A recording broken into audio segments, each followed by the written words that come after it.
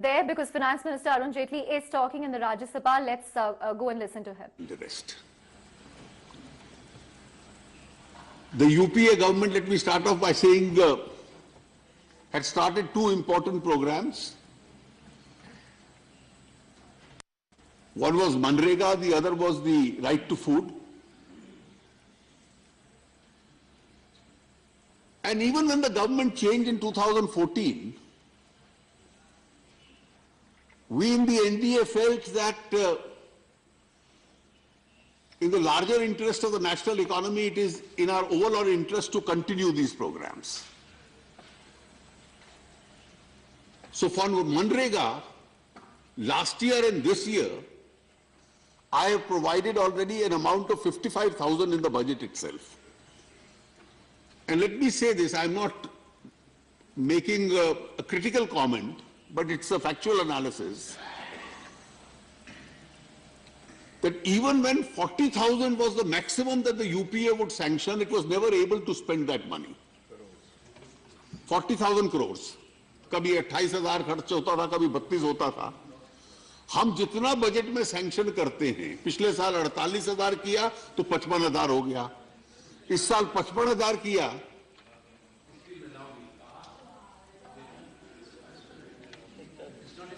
Issue, the fact is, which we cannot deny, Arunji, that last year the increase was forced by circumstances, because after demonetization, large number of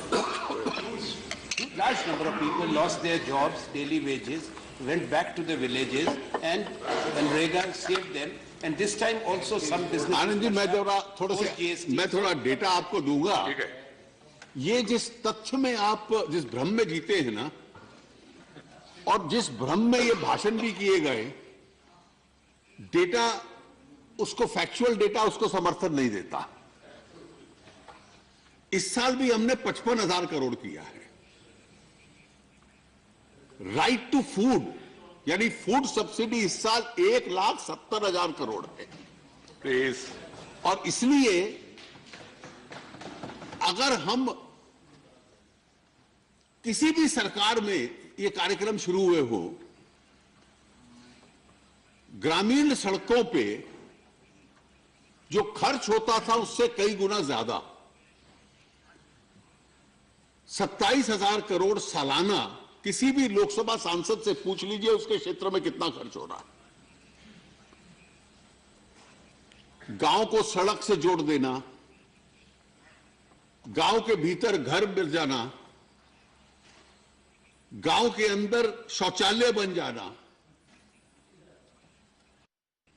स्वच्छ भारत और शौचालय का जो निर्माण हुआ है पिछले 3-4 वर्षों में जिस गति के ऊपर देश में बढ़ा है, वो अपने आप में एक नया इतिहास लिख रहा है. केवल हर गांव तक बिजली नहीं, वो तो आपके समय भी कोशिश हो रही थी पहुंचाए, लेकिन आज हर गांव में हर घर को स्पॉट किया जा रहा है कि उस घर तक पहुंच जाए. इंटरेस्ट सबवेंशन, आप आंकड़ों की तुलना कर लीजिए, उसकी संख्या लगभग दुगनी हुई है. क्रॉप इंश्योरेंस उसके साथ और जोड़ा गया है. तो इसलिए उस गरीबी का उन्मूलन करने के लिए पूरे बजट में कितनी आपको एंट्री मिल जाएंगी जो एक के बाद एक उस दिशा के अंदर आगे बढ़ने की प्रयास करती है. केवल इतना नहीं, एक आलोचना जो हम लोग करते थे आपकी सरकार के समय कि आपने राइट्स अप्रोच तो दे दी, लेकिन प्रोडक्टिविटी बढ़ाने के लिए जो बाकी सुधार करने चाहिए थे उनका क्या हुआ.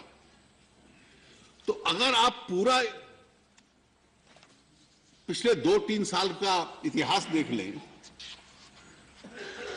आधार,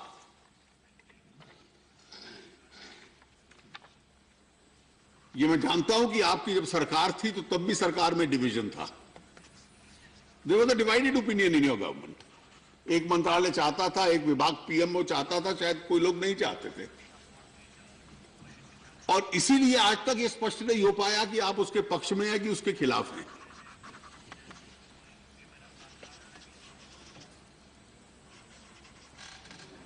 आप लोगों ने कोशिश की, लेकिन जीएसटी को आगे लाने में सफल नहीं हो पाए, हम लोग ले आए। आपका भी सहयोग रहा उसमें।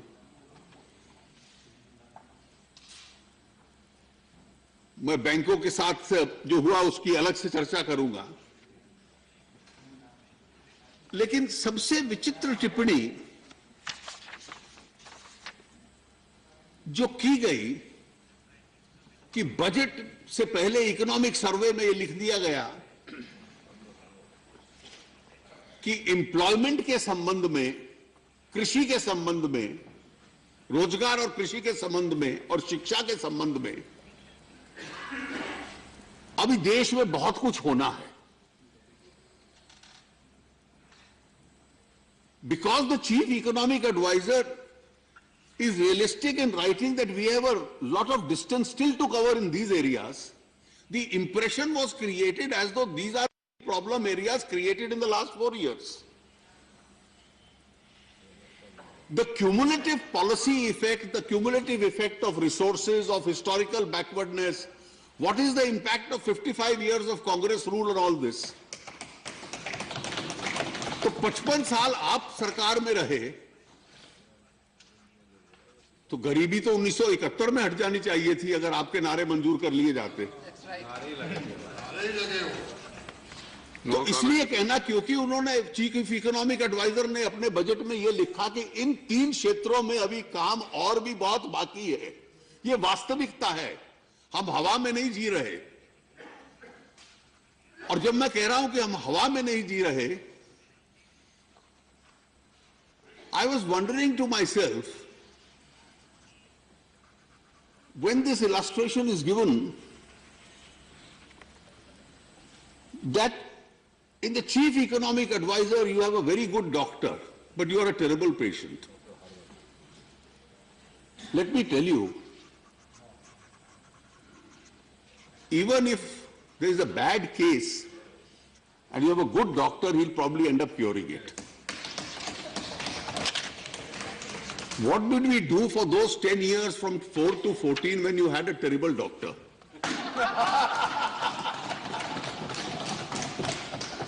And when you had a terrible doctor, even the healthiest of patients is likely to disappear.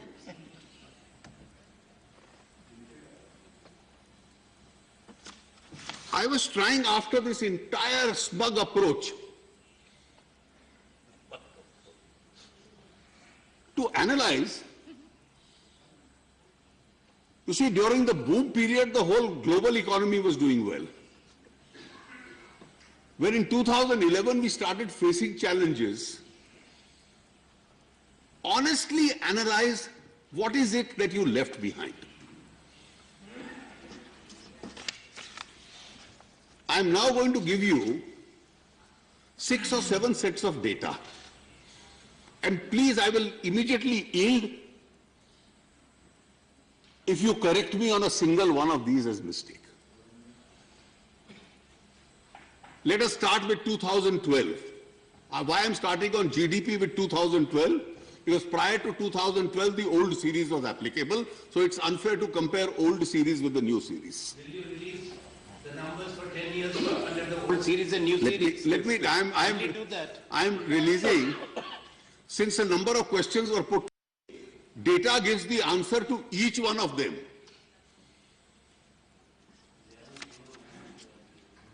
In 2012-13, what is the GDP growth under UPA? 12-13 में 5.3%, the lowest in the recent years. 13-14, what is the GDP growth? 6.3%.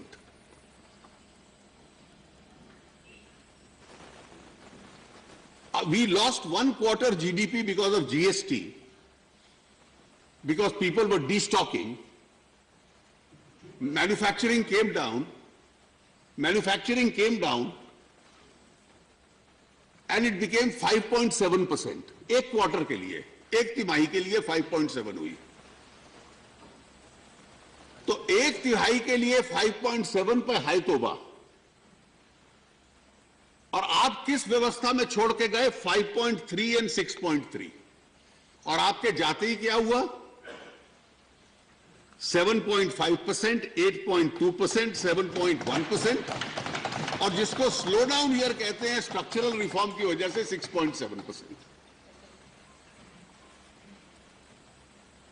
Look who's talking. आप 5.3 और 6.3 की GDP 2 वर्ष छोड़ के गए हैं. I was questioned on oil prices will rise. What will you do about current account deficit? So I heard a detailed discourse on current account deficit. What is the current account deficit of your last 2 years? 4.2%, 4.8%. 4.2%, 4.8%, unacceptable level of current account deficit. और एक तिमाही जो third quarter 2012 का था, उसमें तो शायद आपने रिकॉर्ड, वर्ल्ड रिकॉर्ड तोड़ दिया होगा, 6.8%. In one third quarter of 2012, you had 6.8% current account deficit. So current account deficit 4.2%, 4.8%. सरकार बदल गई. 0.5%, 1%, 1.5% इस रेंज से बाहर आज तक करंट अकाउंट डेफिसिट नहीं गया. और हमें भाषण सुनने को मिल रहा है कि आप करंट अकाउंट का क्या कर रहे हैं. Yesterday, a big statement was made on the yields on the 10-year bonds. और 10-year bonds के जो yields होते हैं, उस पर यह निर्भर करता है कि सरकार किस रेट के ऊपर ऋण लेगी. गवर्नमेंट G-Secs का बोरोइंग रेट उसके ऊपर डिपेंड करता है. आप कह रहे हैं गॉन अप.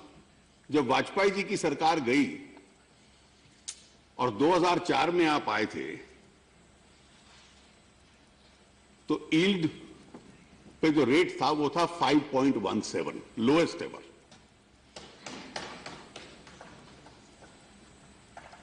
और आप सरकार में रहे, धीरे धीरे बढ़ता रहा, और अप्रैल 2013 में आपने नया कीर्तिमान स्थापित कर लिया 9.48%. यानी कि कोई भी राज्य सरकार अगर उधार ले या केंद्र सरकार उधार ले तो उसको 9.5-10% ब्याज देना पड़ेगा. तो गरीब की सेवा करने के स्थान पर वो ब्याज भर रही थी सरकार. हम वापस आए, धीरे धीरे कमाना शुरू हुआ. अब तो 7.5, 7.6 इस रेंज में है. और डीमोनेटाइजेशन जिसकी आप आलोचना करते हैं, डीमोनेटाइजेशन के बाद जब बैंकों में पैसा पड़ा हुआ था और अब देश को उधार की ज्यादा जरूरत नहीं पड़ेगी, तो ब्याज दर फिर वापस 6.19 पे आ गई थी. तो we remain in the 6%, 7.5% range. You have breached the fiscal discipline, we were told. The red lines have been breached. आपके आखिरी 3 सालों में फिस्कल डेफिसिट कितना था? 5.9%, 4.9%, 4.5%. And fiscal deficit means that you are borrowing and borrowing and borrowing to run the government. And because you are excessively borrowing, you are going to leave the next generation in debt. And too much borrowing, therefore, is not good for any economy itself. उस fiscal और ये apparent fiscal deficit था जो concealed था, मैं उसमें नहीं जाता. I am not on the quality of the fiscal deficit that you left behind. So 5.9%, 4.9%, 4.5% में आ गए. आपसे 4.5% हमें मिला फिस्कल डेफिसिट. पहले साल में 4.1, दूसरे साल में 3.9, तीसरे साल में 3.5. इस साल हमें करना था 3.2, लेकिन हम 3.2 नहीं कर पाए, 3.5 पे रह गए. और उसके पीछे कारण बड़ा स्पष्ट था. And much is made out of this fact कि जो इनडायरेक्ट टैक्स है, पहले 3 महीने तो एक्साइज और सर्विस टैक्स था, अगले 9 महीने जीएसटी है, लेकिन 1 महीने का कम जीएसटी इस साल मिला। अगर फिस्कल डेफिसिट मेरा 48,000 करोड़ रुपए का है इस साल का, उसमें से 36,000 करोड़ तो वो है जो जीएसटी की वजह से कम मिला। तो that's a statistical slippage of the fiscal deficit. So you maintained consistently a high level of fiscal deficit at 5.9, 4.9, 4.5. और 5.9 फिस्कल डेफिसिट मेंटेन करने के बाद आज हमको आप भाषण दे रहे हैं, अरे 3.2 क्यों नहीं हुआ? अरे मालूम है कि 1 महीने का जीएसटी कम है इस साल, क्योंकि मार्च का जीएसटी अप्रैल में मिलेगा, एक्साइज पहले आ जाती थी। और इसलिए फिर एक सवाल हम पे रेवेन्यू डेफिसिट्स पे आ गए। मैंने कहा रेवेन्यू डेफिसिट भी उठा के देख लिया क्या था। 3 साल का आपका रेवेन्यू डेफिसिट था, जैसे अंतिम 3 साल में आप छोड़ के गए 4.9%, 3.7%, 3.2%, 4.5%, 3.7%, 3% से हमेशा ऊपर, 4% से ऊपर, और is a high unacceptable level of revenue deficit. हम लोग सरकार में आए, रेवेन्यू डेफिसिट कितना है? 2.9%, 2.5% एंड 2.1%। धीरे धीरे रेवेन्यू डेफिसिट कम हो रहा है।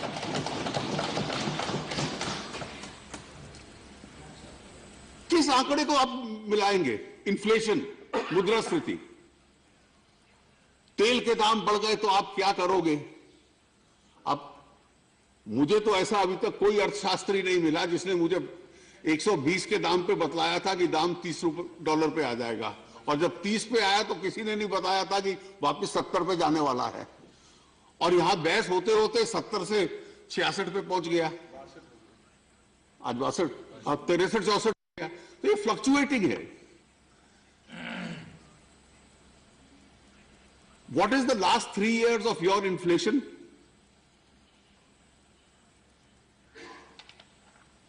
9.4%, 10.4% एंड 9%। तीनों सालों में 9% से ऊपर आपका इन्फ्लेशन फिगर था, और एक बार तो डबल डिजिट इन्फ्लेशन था। और पिछले 3 साल में 2-2.5% भी रहा, 3% भी रहा। इस साल की औसतन है 3.6%।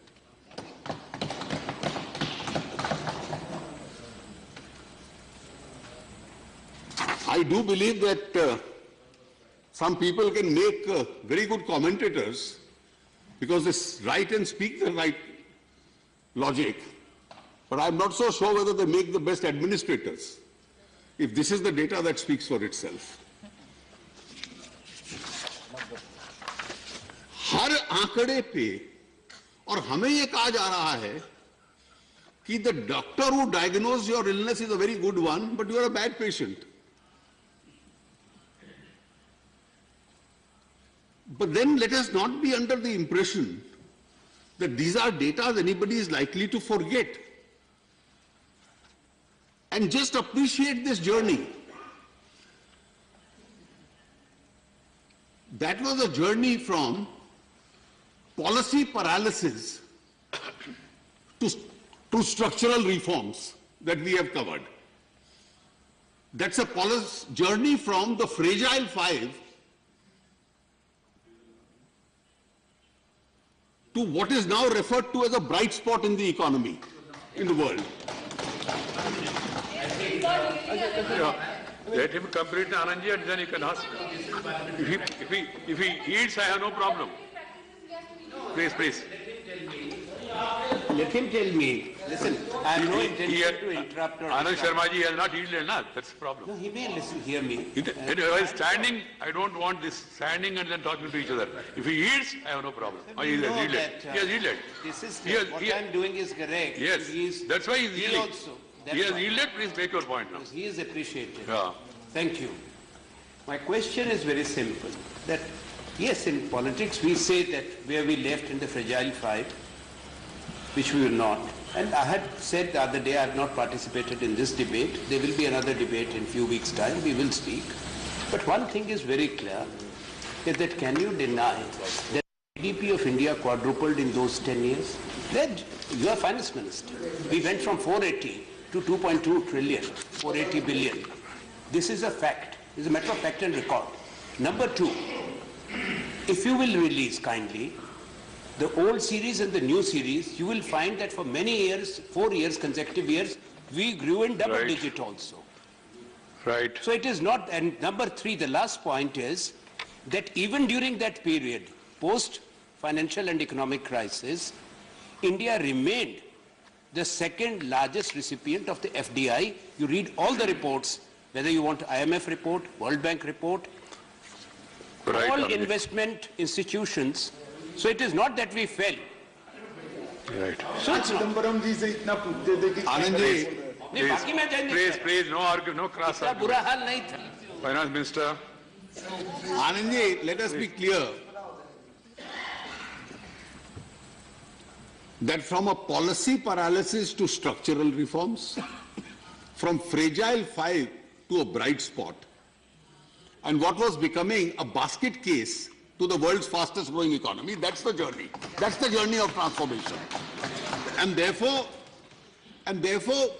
we can throw up questions in the air and live under a false illusion that we are the know-alls. But the fact is, our analysis can be incorrect. Data doesn't speak any alternative language. Now a question is raised, what is the oil price perception that you have? Well, it's quite obvious India is a net buyer of oil. And therefore higher prices of global oil don't suit us. There is an oil price which is range bound, which gives us a comfort level. Today we are almost on the outer periphery of that comfort position. If it breaches that, it creates an adversity for us. It's no rocket science. This is hard facts, and this is a fact which is beyond our control. Now, as far as several other small questions have been raised, when I was referring to fiscal deficit, just 2 or 3 points, and I mentioned the quality of fiscal deficit. In each one of the last 2-3 years, the revised targets of our budget under the NDA government, we have ended up spending more than the budget estimates. And therefore we have achieved the fiscal deficit target despite spending more. If you look at the kind of accounting you did in these years, your last 3-4 years, even those high fiscal deficit targets you maintained, every year we would cut down by 1 lakh crores, 1,20,000 crores. If you cut down expenditure, what do you cut down on? You can't cut expenditure in terms of repayment of interest. आपको ब्याज वापस करना पड़ेगा. Defence और national security पे आपको खर्चा करना पड़ेगा. सैलरी, वेतन, पेंशन आपको देना पड़ेगा. तो कौन सा खर्चा है जो आप काटेंगे? जो डेवलपमेंटल एक्सपेंडिचर है, विकास के ऊपर जो खर्चा करना है, वो आप काटेंगे. और इसलिए हर साल उसको मेंटेन करने के लिए जो डेवलपमेंटल एक्सपेंडिचर था, उसको काटते थे. So not only you did not maintain fiscal discipline, the quality of your fiscal deficit was extremely inadequate and poor. And in each one of our cases, the revised estimates are more than the budget estimates. So we are ending up spending more. And I can tell you, ये हम उठाते रहे कि आपने ये black money campaign चलाया, उसका क्या निकला, उसका असर देखिए. मैंने कल ही फाइल साइन की, मेरे पास पूरा डेटा आया. इस साल की मुझे उम्मीद थी कि इनकम टैक्स का कलेक्शन 14 से 15% बढ़ेगा। कल मेरे पास फिगर्स आए 31 जनवरी तक के।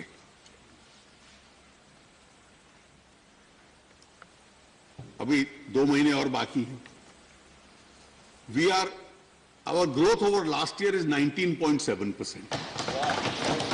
ये जितना ब्लैक मनी के खिलाफ कैंपेन है, ये डीमोनेटाइजेशन, इसमें जीएसटी का भी रोल है, डीमोनेटाइजेशन का भी रोल है, इस कैंपेन का भी रोल है कि उसका असर ये है कि टैक्स नेट अपने आप में धीरे धीरे बढ़ता जा रहा है और उसका स्वाभाविक है कि एक लाभ हम लोगों को मिलेगा। अब यह कहा गया कि आपने ओएनजीसी ने एचपीसीएल खरीद लिया भारत सरकार से। ये कोई हमने लास्ट मिनट फाइनेंशियल इंजीनियरिंग नहीं की, ये तो मेरे बजट की घोषणा थी। अपस्ट्रीम और डाउनस्ट्रीम ऑयल कंपनीज के बीच में तालमेल, ये तो पूरे ग्लोबल फिनोमिना है, ये उसके तहत ही हम लोगों ने घोषणा की थी।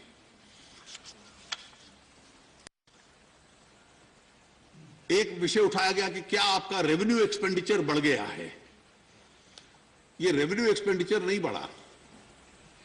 जीएसटी के तहत हर राज्य को कॉन्स्टिट्यूशनल गारंटी दी गई है कि 14% का ग्रोथ उसको मिलेगा, जिसके लिए जीएसटी के ऊपर सेस आता है। वो सेस तकरीबन 7,500-8 हजार करोड़ रुपया महीने का इकट्ठा होता है। अभी तक वो जो सेस इकट्ठा हुआ है, इस साल की उम्मीद है कि लगभग 61,131 रुपए का सेस की असेसमेंट है। वो जो क्योंकि राज्यों को दिया जाना है और केंद्र के माध्यम से दिया जाता है, तो इसलिए उसको रेवेन्यू एक्सपेंडिचर की एंट्री में डाला हुआ है। केवल इतना। It is not that the revenue expenditure of center has increased, the GST cess has been put in the accounting entry as far as the center is concerned. Capital expenditure, हम लोगों ने जितनी भी चाहे नेशनल हाईवे अथॉरिटी है, railways है, अन्य bodies हैं, मार्केट बोरोइंग्स की उनको कैपिटल एक्सपेंडिचर के लिए अनुमति दी है। और इसलिए कैपिटल एक्सपेंडिचर किसी वजह से कम हो, इससे कोई कमी नहीं आने वाली। एक विषय उठाया गया कि अचानक कस्टम ड्यूटी इतनी कम क्यों हो गई। जीएसटी आने के बाद जो स्पेशल सीवीडी थी, काउंटरवेलिंग ड्यूटी थी, और जो एडिशनल ड्यूटी ऑन कस्टम्स है, उसको जीएसटी के अंदर सबस्यूम कर लिया गया है। और कॉरेस्पॉन्डिंगली क्योंकि जीएसटी के अंदर उसको सबस्यूम कर लिया गया है, इसलिए कस्टम ड्यूटी वो कम हो जाती है और जीएसटी उसके मुताबिक उतनी ही बढ़ती है। अध्यक्ष जी, कई माननीय सदस्यों ने कई विषय रेज किए। जहां तक जीएसटी का प्रश्न है, क्योंकि ये वर्ष था जिसमें एक नया टैक्स सिस्टम आया, पुरानी टैक्स व्यवस्था में central excise, VAT, service tax, जितने 17 टैक्स थे, there were 64 lakh registered dealers. कई डुप्लीकेट भी होते हैं जो 2 तरह के टैक्स देते हैं। जीएसटी के लिए उसकी संख्या ऑलरेडी 1 करोड़ से ज्यादा जा चुकी है। और इसलिए पहले 2-3 महीने चुनौतियां थी। जीएसटी उसके बाद स्टेबलाइज हुआ, जीएसटी काउंसिल में मिलकर उसके रेट स्टेबलाइज किए, और सबकी एक राय यह थी कि जो 28% का स्लैब है, कांग्रेस पार्टी को भी आरंभ से यह लगता था कि उसको जितना कमजोर थिन किया जा सकता है, पतला किया जा सकता है, डीमेरिट गुड्स या लग्जरी गुड्स छोड़ के उसको उतना कम किया जाए। और मैं मानता हूं कि इस वर्ष जो एंटी इवेजन मेजर्स भी एक के बाद एक जोड़े जाएंगे, तो उसके बाद और फर्क जीएसटी कलेक्शंस में पड़ेगा, कलेक्शंस बढ़ेंगे। बैंक्स एक बहुत बड़ी चुनौती रही है, और बैंक्स के संबंध में मैं पूरे इतिहास में नहीं जाता एनपीए के, लेकिन इस बार बैंक्स को रिकैपिटलाइज करने के लिए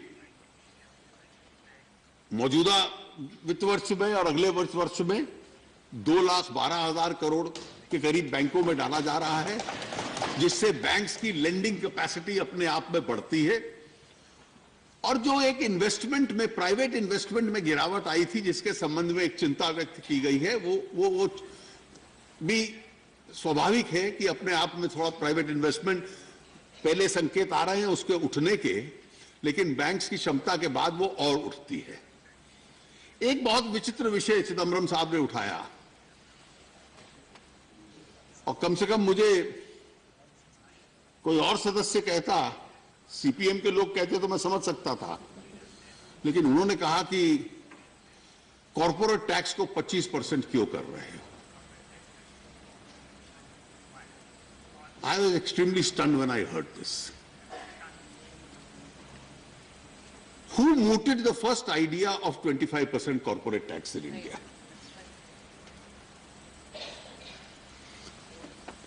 There was a direct tax code which was drafted when Mr. Chidambaram was the finance minister. And for the first time, a very sound logic was given in that direct tax code that our companies should be able to invest more so that there is more job creation. So that they are able to invest more, they must have an investable surplus. And to have an investable surplus, what is the best way to do it is, America is reducing its taxes below 20%. European economies are reducing it. Since competing economies are reducing it, the direct tax code said India should reduce its corporate tax to 25%. So the person who first mooted this idea, I am holding the direct tax code, which was drafted by him, finalized by him, which said rates of income tax for companies on the whole of the total income, 25% of the total income. I think in some cases, where you stand depends on where you sit.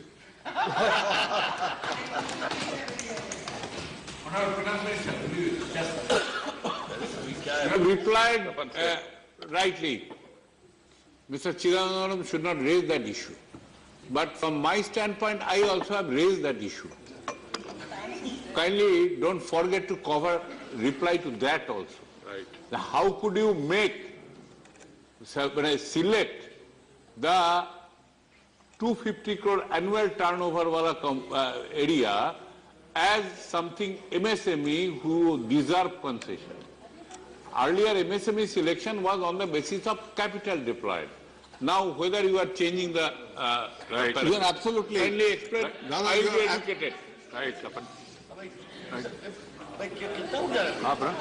Right. Want to say that did you want to say that Mr. Chidambaram did the wrong thing? Bhattacharya, after he concludes, you can raise. Please. Honorable Finance Minister, Right. Please. did you want to say that Mr. Chidambaram did the wrong thing? Please. I fully support him on what he suggested. And I'll tell you, Dada, why 250 was selected. You're absolutely right. There is already a legislation under consideration by which the criteria is being changed to the turnover criteria. And for the MSME, it's 200 and the medium scale industry is going to be 250 crores. That's the proposal in that. And the reason why we limited it, because it also depends on how much the budget can afford. This covers 99% of the companies. The MSME sector is the largest job provider in the country. You are a trade union leader, and therefore if they create more jobs, it helps the working class in this country because there are going to be more jobs. And the small scale and medium scale can't compete with large scale. And there is one more difference. And that is why when Mr. Bhattacharya asked me, do you support what Mr. Chidambaram had proposed? Please. And the reason why I support it is, the large manufacturing companies in India are all entitled to certain sectoral or regional exemptions. So today now 99% of companies registered in India will be covered by this 25%. There are 7,000 companies which will be outside this and which will be covered by 30%. But the truth is that those 7,000 companies enjoy a lot of exemptions, and the average tax that they are paying is actually only 22 to 23%. So उन companies को असर नहीं पड़ता क्योंकि वैसे ही वो 22-23% दे रही हैं, और जो छोटे वाले जिनको 30% 34% देना पड़ता था उनको 30% के ऊपर 25% के ऊपर लाना, ताकि जॉब क्रिएशन के अंदर वो वाला सेक्टर अपने आप में सहायता करे, ये उसके पीछे होते हैं। लेकिन कांग्रेस पार्टी की तरफ से डायरेक्ट टैक्स कोड वो लाए, उसमें 25% का आइडिया बूट किया, और आज कहें कि आप कॉर्पोरेट्स को फेवर कर रहे हो, हम इसकी घोर निंदा करते हैं। आधार पे आप अपना स्टैंड बदल लोगे, जीएसटी पे आप अपना स्टैंड बदल लोगे, कॉर्पोरेट टैक्स के ऊपर आप स्टैंड बदल लोगे, तो आपकी इकोनॉमिक पॉलिसी में कंसिस्टेंसी क्या है? Jairam, you want to ask the Honorable Finance Please, if everybody starts I just want to ask the Honorable Finance Minister one question. What proportion of the total corporate tax collection comes from these 99% of the companies? It's 99% of the companies. I just want to know, I'm trying to understand what proportion of the tax comes from this. Jairam, I'm glad you asked. Last year I had given the exemption to companies up to a 50 crore turnover. This time I have raised it up to 250 crore turnover. The total amount of revenue foregone in this is about 7,000 crores. If it is to be extended to all, it won't. It's a different matter that most of them are, as it is, paying less than 25.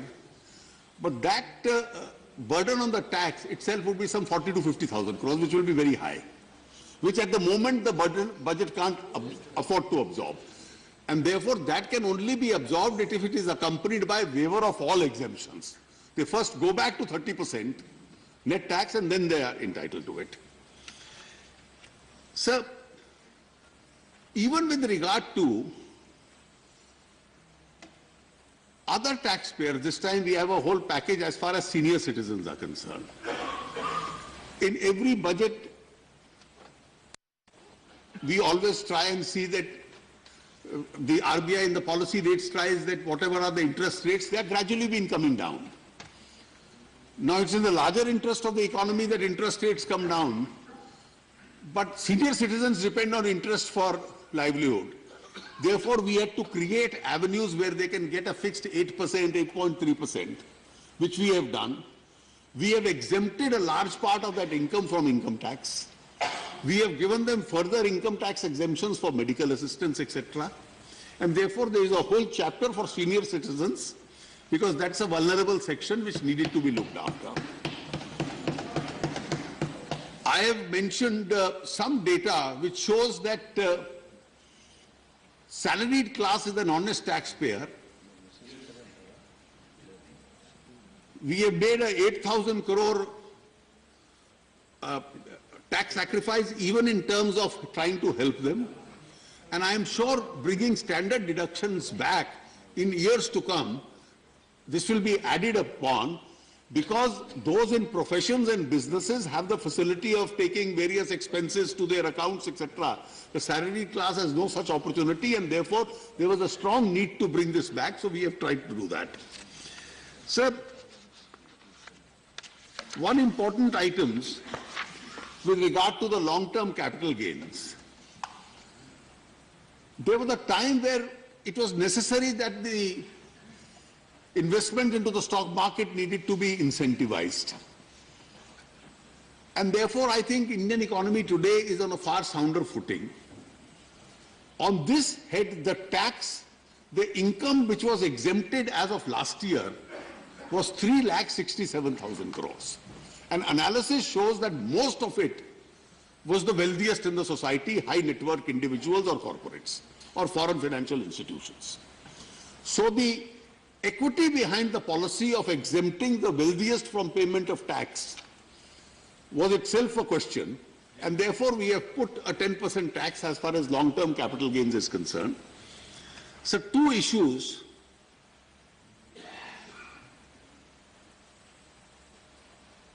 I think the government's decision, सरकार की जो policy है कि किसानों को फसल पे जो एमएसपी मिले, उसकी जितनी चुनौतियां बतलाई गई वो सच में सही है।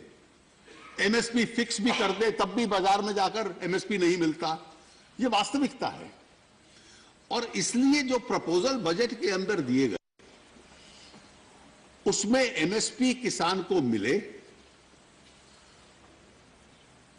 और उसका जो आधार आज तक एक बना सरकारों का कि उसकी जो इनपुट कॉस्ट है, उसके जो परिश्रम की कॉस्ट है, उसकी जो लेबर की कॉस्ट है, वो सारी ऐड हो। C2 plus FL, it become A2 plus FL. I think Jairam is correct. Jairam is correct. A2 plus FL और उसका A2 plus FL और फिर उसको 50% और मिले। एक बार ये परंपरा हम लोग बना लेंगे तो आरंभ में कई बार लगता है कि इसका इन्फ्लेशनरी इफेक्ट क्या होगा, इसका क्या फर्क पड़ेगा। जब राइट टू फूड लाए थे तो यही सारे प्रश्न उठते थे। आज 1,70,000 करोड़ अब्जॉर्ब करने की बजट की क्षमता बन चुकी है और इसलिए एक बार किसान को उसका हक मिलने लग पड़ेगा तो विभिन्न क्रॉप्स के लिए जब ये परंपरा बनेगी तो मुझे लगता है कोई भी सरकारें आने वाले भविष्य में हो, ये एक नियम सा बन जाएगा कि किसान को इस सारे का एक बेंचमार्क बन जाएगा और आने वाला एक नया इतिहास किसान के लिए हम लोग लिख देंगे। और इसलिए मैं आग्रह करूंगा। Do I take it that the base will be A2 plus FL? That's the understanding I have from the agriculture ministry. That's the understanding I have. मेरे क्या जो जैसे मैंने हिमाचल की बात की, जो फ्रूट है उसको भी मिनिमम प्राइस के अंदर लाएंगे through the fruit MSP. Concern मंत्रालय के ऊपर छोड़ दें। हाँ जी, कुछ चीजें मंत्रालय पे छोड़ दें। एक अंतिम विषय, जहां तक सरकार की इस हेल्थ इंश्योरेंस की स्कीम है, मैंने सारे राज्यों की स्कीम्स मैंने भी देखी है और इसके पीछे एक बुनियादी सिद्धांत होता है कि अगर संख्या बहुत ज्यादा है और हॉस्पिटलाइजेशन तो सीमित लोगों की होती है और अगर संख्या ज्यादा होती है तो पर कैपिटा प्रीमियम अपने आप में कम हो जाता है। नीति आयोग ने उसका एक इनिशियल असेसमेंट बनाया है। मैं उस असेसमेंट पे अभी टिप्पणी नहीं करता हूं, लेकिन मैं मानता हूं कि अगर उस पर काम शुरू हो जाए तो वो अफोर्डेबल है और बजट की सीमाओं में अफोर्डेबल अपने आप में होगा।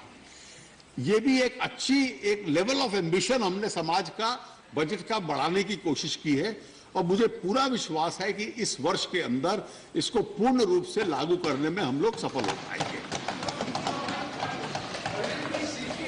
Sharing or will it be 75-25? I think